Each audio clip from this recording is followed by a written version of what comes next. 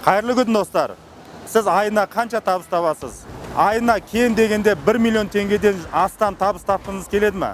Немесе тікелей заводтардан делдалсыз тауар алдырып, табысыңызды 2 есе, 3 есе, немесе 10 есе жоғарлатқыңыз келеді ме? Өз брендіңізді жасағыңыз келеді ме?